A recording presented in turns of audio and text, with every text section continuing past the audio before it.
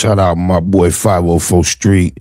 I know his original channel was like 504 Street Stories and Hood something. Then he got another channel. So I just really break it down to 504 most of the time. But he got a title. I'm sure it's a play on the popular television show, but it's How to Get Away with Murder in New Orleans. Caught my eye, man.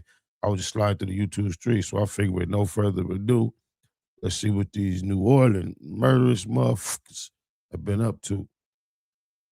It's a perfect place to to commit a murder.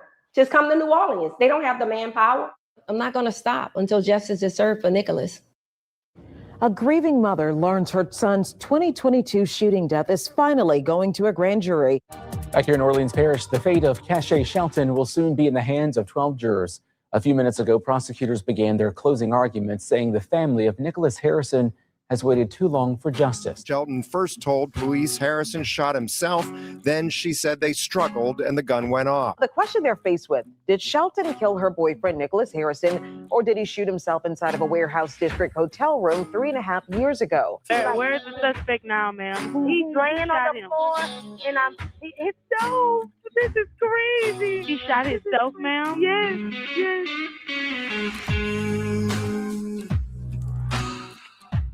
Hey, that's tricky out.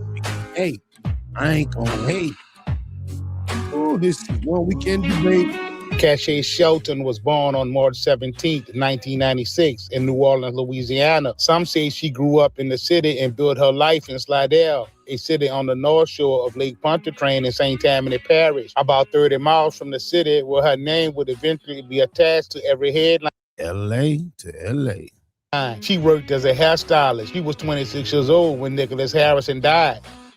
My son, I've lost my son, 29 years old. Back in January, I sat down with Sherry Bell, the mother of 29-year-old Nicholas Harrison, as she hoped the person responsible for her son's murder would be behind bars. Nicholas Leroy Harrison was 29. He was a native of New Orleans who began his education at St. Augustine High School, one of the city's most respected historically Black Catholic schools. When Hurricane Katrina devastated the Gulf Coast in August 2005, Harrison was around 12 years old. His family relocated to the Dallas area in the aftermath. He finished high school at Ranch View High School in Irving, Texas, and attended Richland College in Dallas on a baseball scholarship. He was an athlete, a hard worker, someone his father described as having come out of the womb shooting a basketball and throwing a football. Fashion and image became his career. He made his the basketball, throwing the football, but ended up hitting the baseball. He was all around athlete.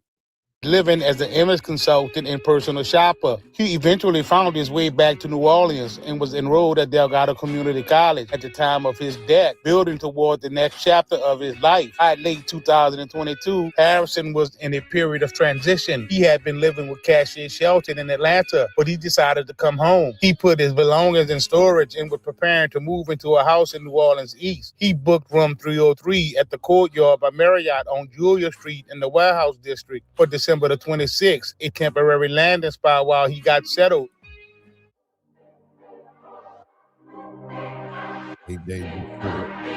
Cache Shelton was his girlfriend of 3 years. He was with him in Atlanta. She was with him in New Orleans the night he died. On December 19, 2022, 8 days before Harrison was shot, Cache Shelton recorded a video on her phone. In the video, Harrison pointed his own gun at her with a direct and unmistakable threat. Shelton recorded it. She responded in the video with a laugh and a statement of her own that whatever happened to her, this video was documentation of who was responsible for it. That footage sat on her phone when NOPD arrested her the following January. Investigators seized the phone, but never accessed its content. They didn't have her passcode and never downloaded the video. It did not reach the courtroom until May of 2026, more than 3 years after Harrison was buried, when a judge ruled it could be shown to the jury only if Shelton testified in her own defense. 8 days before he died, Nicholas Harrison was on camera pointing his gun at the woman who would be charged with killing him. That video became the centerpiece of a defense that the prosecution spent 4 days trying to dismantle and couldn't.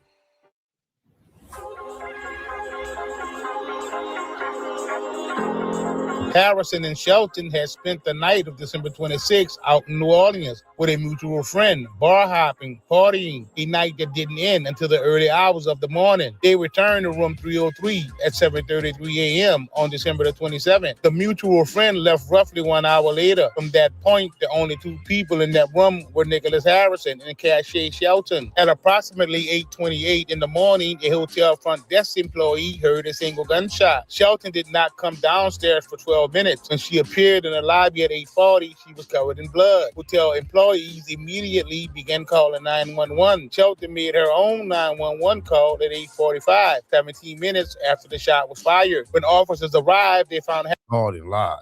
She switched her story. I think just that right there, in most cases, I had you. If the dude was the suspect, that lie would be enough to have him stuck. Harrison on the floor wearing nothing but his underwear, a single gunshot wound through the forehead just above his left eye. Shelton was beside him pressing a towel against the wound. EMS transported him to a local hospital. He did not survive. The gun that killed him was his own, a Glock 40 caliber handgun found in the room. The story Shelton told police that morning was not the last story she would tell. He told hotel workers, the first responding officer, and the 911 operator that Harrison had shot himself. Under interrogation, 90 minutes later, that version collapsed. The two of them had been in bed wrestling over the gun, and when it went off accidentally, she wasn't sure who was holding it when it fired. Body camera footage captured Shelton telling officers she was not injured. 3 days later, she sought medical treatment and described injury she said Harrison inflicted with the gun before the shooting, injuries she had not mentioned to police the night it happened. Before her hands were tested for gunshot residue, NOPD officers allowed Shelton to wash her hands. Then, still at the station and before testing, she removed her long fake fingernail. Her DNA was found on the trigger, Harrison's Glock. No gunshot residue was found on Harrison's hand. Harrison's DNA was not on the trigger.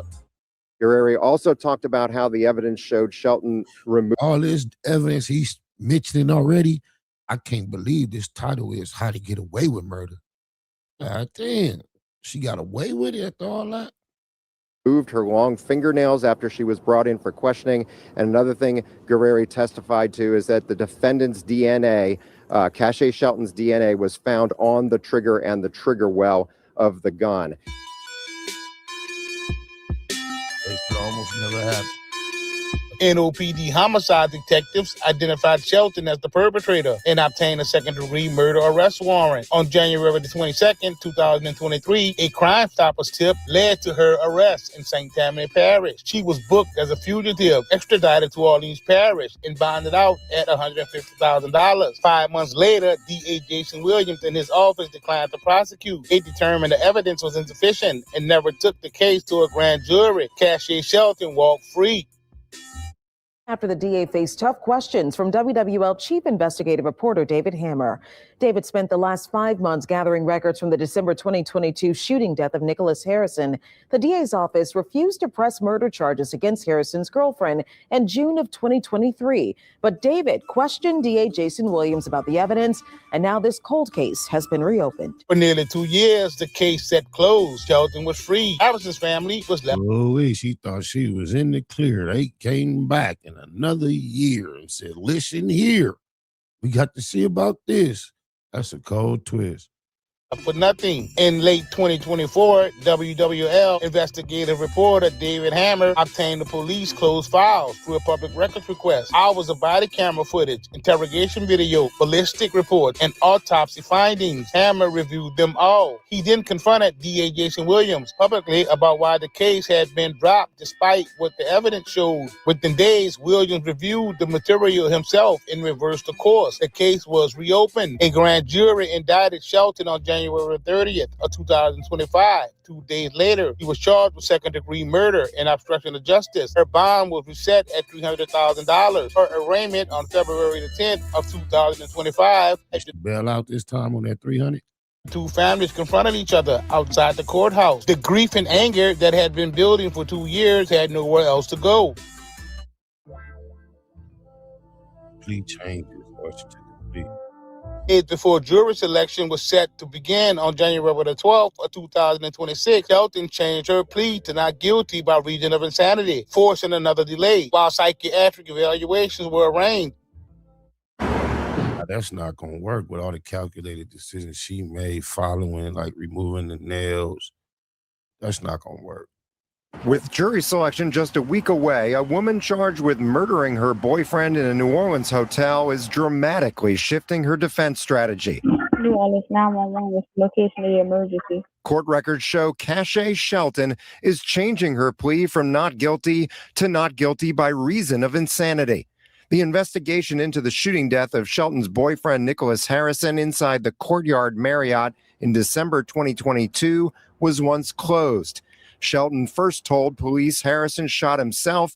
Then she said they struggled and the gun went off. Her defense later explained the insanity plea had been entered as part of a legal mechanism to allow evidence of alleged domestic violence into the courtroom. Without that plea, the history would be largely inadmissible. Judge Kimya Holmes gave the defense a choice: proceed with the insanity defense and face incarceration for missing a court-ordered mental evaluation that Shelton had already failed to appeal for, or withdraw the plea and go to trial without the ability to formally raise the claims of past domestic violence. That insanity plea was withdrawn immediately. Shelton remained free on bond. Trial was set for May 18th of 2026, but the defense gained was the December 19th video, now admissible, provided Shelton took the stand.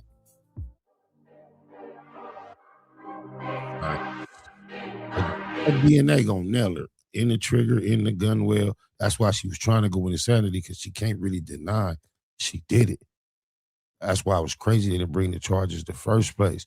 Small town, black leadership, black female. It's no telling who go to who church, who auntie is, who friend, who nieces. You feel me?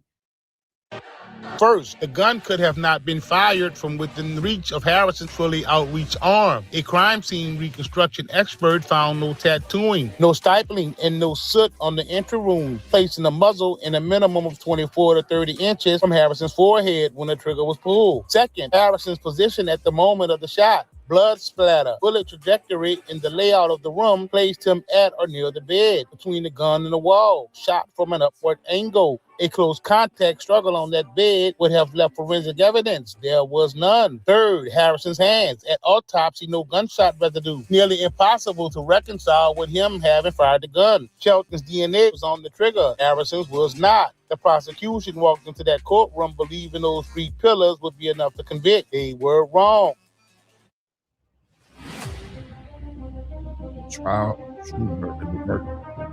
Trial began May 18, 2026. 8 women and 5 men. Shelton faced an automatic life sentence if convicted of second-degree murder. The prosecution built this case methodically. The science, the changed stories, the 17-minute time gap, the fingernails, the DNA. The defense attacked the investigation itself. NOPD allowed Shelton to wash her hands before GSR testing, permanently compromising a critical piece of evidence. The forensic expert had been retained by the prosecution after the grand jury had already indicted. The defense pressed hard on whether the science conclusively ruled out a struggle rather than simply failing to support one. And then the defense played the December 19th video. The jury saw Harrison pointing his gun at Sheldon 8 days before he was dead. They were asked to hold that image alongside everything else the prosecution had presented. Sheldon took the stand and testified for 2.5 hours across 2 days. She admitted her story had changed. She attributed every shift to panic, trauma, and confusion. She described injuries Harrison inflicted with the gun before the shooting.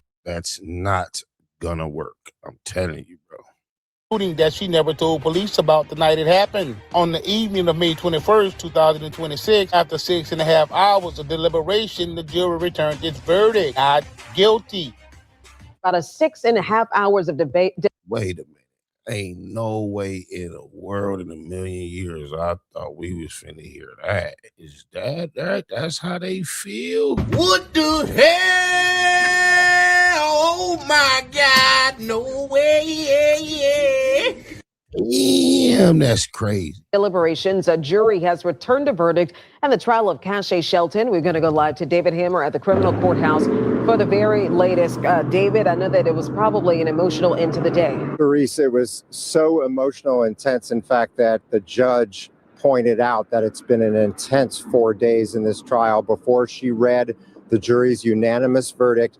not guilty for Cache Shelton. The jury unanimously decided that the state had failed to prove beyond a reasonable doubt that Cache Shelton shot Nicholas Harrison from a distance. Shelton's family erupted in the courtroom. For Harrison's family, it was the second time the system had failed to produce an answer for what happened to their son in room 303. Cache Shelton walked out of Orleans Parish Criminal District Court a free woman, not innocent, not exonerated, not guilty, which in a court of law means only that the state cannot meet the burden. It means nothing about what actually happened in that hotel room. New Orleans has not treated this verdict as a resolution. The case was controversial from the moment Shelton was arrested. Controversial when the DA declined to prosecute. Controversial when the television reporter posted back open. And controversial still. A significant portion of New Orleans believes Cache Shelton killed Nicholas Harrison. That belief does not go away because the jury reached a different conclusion after 6.5 hours. Nicholas Harrison left New Orleans as a child, displaced by a hurricane, built himself in Texas, earned a scholarship, built a career, and came home. He was 29 years old. He was in bed. He was in his underwear. He was shot through his forehead. The jury did not convict the woman who was in that room with him. Nicholas Harrison is dead. Cache Shelton is still free. And New Orleans still has questions that a not guilty verdict does not